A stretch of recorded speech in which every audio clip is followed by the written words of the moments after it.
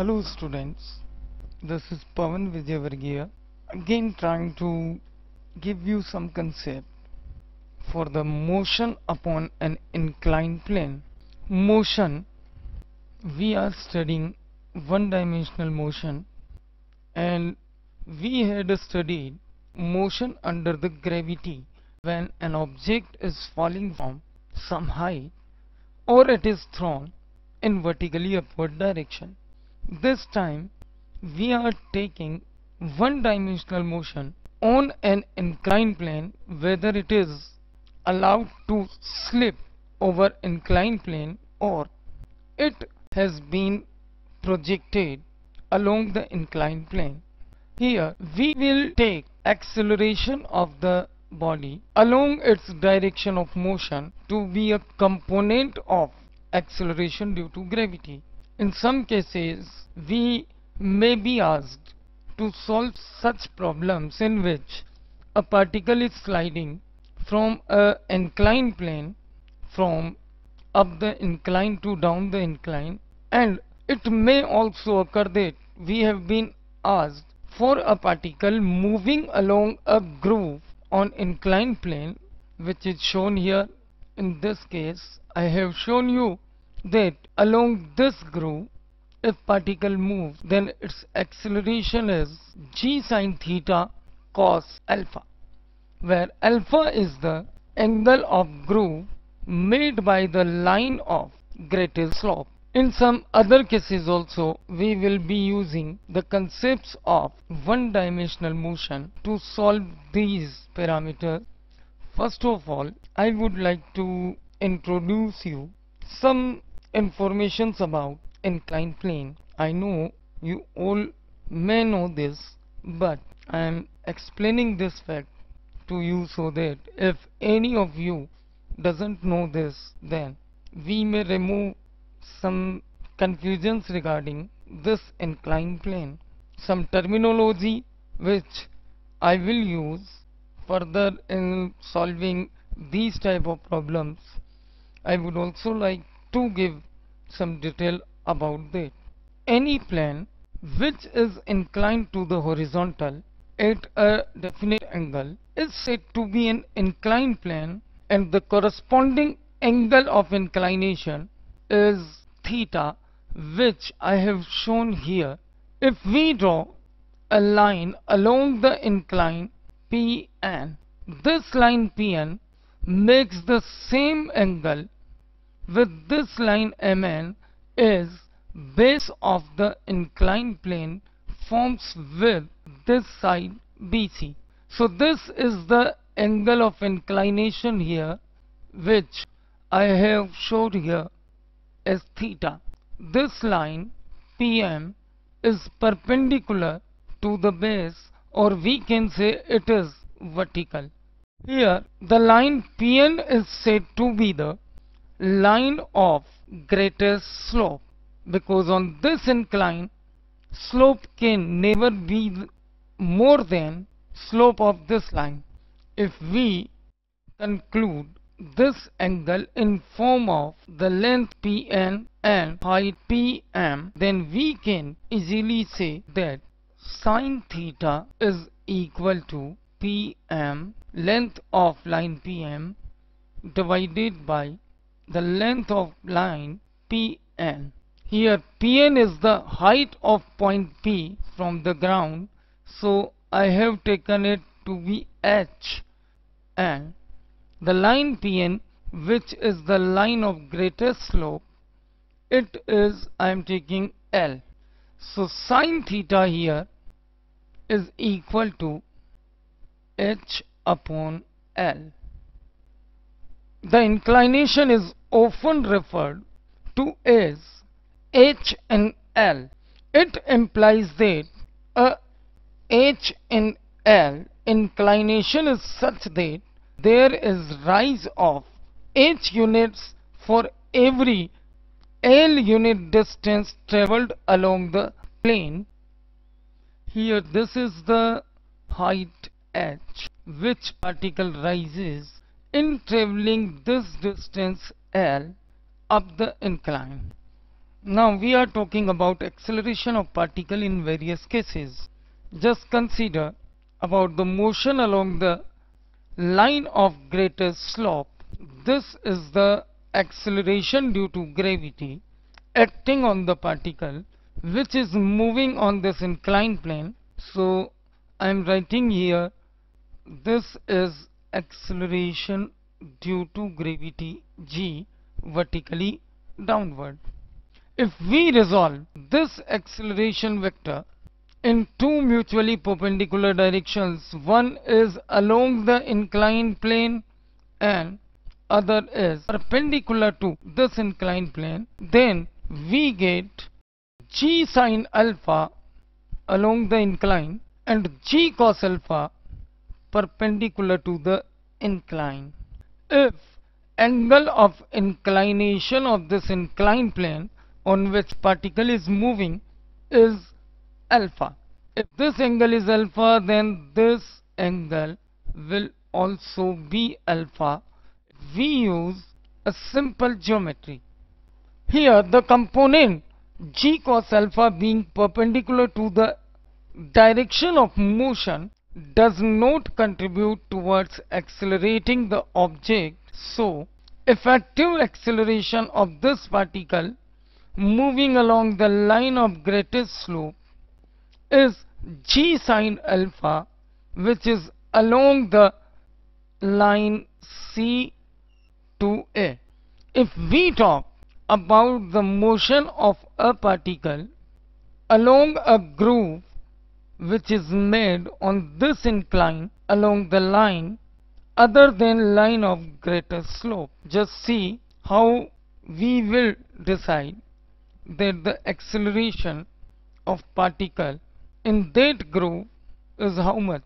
Say this is the line of greatest slope on this inclined surface which has angle of inclination alpha. If a particle moves along a groove which is made on this inclined surface in the direction making some other angle phi with the line of greatest slope, we may see here that in the previous situation the acceleration of particle along the line of greatest slope is g sin alpha. So we can say here also acceleration of particle is g sin alpha along this line of greatest slope, but here the groove makes angle phi with this line of greatest slope. So we have to take one component of this g sin alpha along the groove and which will give us acceleration of the particle along this groove. So particle is moving in this groove along this direction. Obviously, by taking component of this g sin alpha along the groove, we can easily get that acceleration of the particle along this line is g sin alpha cos phi. The other component of g sin alpha perpendicular to this groove will not contribute in the motion of the particle. So we have neglected it. We just take acceleration of the particle along the groove to be g sin alpha into cos phi. I think you got it, because this is very much confusing situation, and by taking this component we can easily solve such problems in which we have been given a particle which is sliding inside this frictionless groove. Some questions have been asked in various competitive examinations year by year on these two categories in which particle is moving either along the line of greatest slope or in the groove which makes angle phi with the line of greatest slope itself. So I am taking few of those examples to explain you this motion in a proper manner. A particle is sliding from the top edge of this inclined plane to the bottom, covering a height small h. Inclination of the inclined plane is given to be alpha, and in the second case we have dropped a particle from height h above the ground. Let us compare what will be the velocity of these two particles while falling through a same height from their respective heights in traveling over inclined plane or in falling directly under the gravity.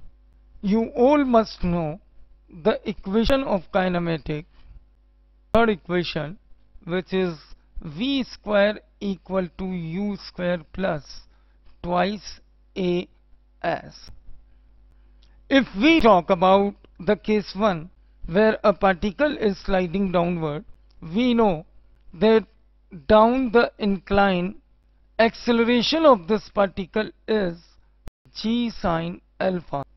Say it travels a distance s, then by taking these values of acceleration and distance, we can rewrite this equation for case first as v square equal to 0 plus 2 times acceleration is g sine alpha and displacement is s on the inclined plane. If we talk about the angle sine alpha, here this angle sine alpha can be written as height dropped upon distance traveled on the incline, means h upon s into s. So we get that velocity v of the particle at the bottom of the incline becomes under root of 2gh. If we talk about the case 2, then we can apply the same situation for the equation v square equal to u square plus twice as. For the particle dropping under the gravity, we can take this s to be equal to h and acceleration a to be g. Initial velocity in this case also is 0. So by putting these values in equation of kinematic, v square equal to u square plus twice as, we get v square equal to 0 plus 2 times acceleration due to gravity into displacement, which is h. So we got v is equal to under root of 2gh, which is again the same result as we have achieved for the inclined plane. So we can say that while sliding over a smooth incline or in directly falling downward, particle achieves same final velocity if their initial heights were same. In the next case, we are analyzing time taken to slide down or to fall from height h in the two cases which we have discussed in case of velocity. Again, I am taking the same case, case 1, in which a particle is sliding down an incline from height h, where angle of inclination of inclined plane is alpha. And in the second case, we are dropping a particle from the same height h. Say the complete length of the inclined plane is s. We can write here sine alpha to be h upon s. If we consider the particle sliding down the inclined plane, then using the second equation of kinematics, which is given as s equal to ut plus half at square, Here in this case we can put acceleration of the particle to be g sine alpha, which is along the incline. Initial velocity of the particle is 0 and the displacement traveled by the particle till reaching the ground is s. If we use these values in this equation, then we get s equal to 0 plus half g sine alpha into t square. By this equation we achieve t equal to under root of twice s upon g sine alpha. Here s can be written as h upon sine alpha. So this equation now modifies to 2 times h upon g sine square alpha, or t is equal to 1 upon sine alpha under root of twice h upon g. This was the case 1. Now if we talk about the case 2, in which particle is just falling down under the gravity.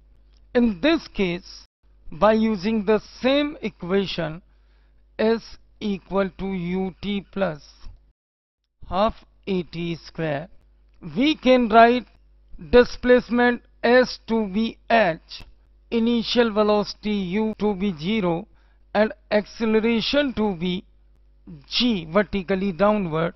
We can rewrite this equation as h equal to 0 plus half gt square. So time taken to fall distance h in directly in gravity, we get time t is equal to be 2 times h upon g. You can see here the time taken t is just root 2h by g, which is different from the result which we have got for the inclined plane. We can relate these two relations. Time taken to slide down the inclined plane is, say, it is ti, and the time taken to fall under gravity is, say, t. Then we can say that t upon ti is equal to sine alpha. Means time taken to slide down the inclined plane is more than time taken by the particle to fall from the same height directly under the gravity.